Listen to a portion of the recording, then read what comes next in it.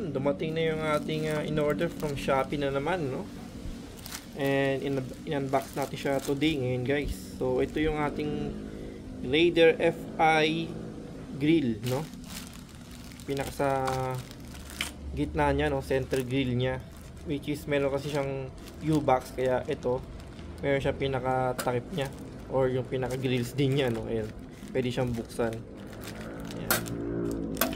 So okay naman ang packaging, and then yung pagkapintura sa kanya, finish siya na parang rubberized na something, ano. And then may kasama siyang pinaka washer niya, no? Plastic lang din to, hard plastic.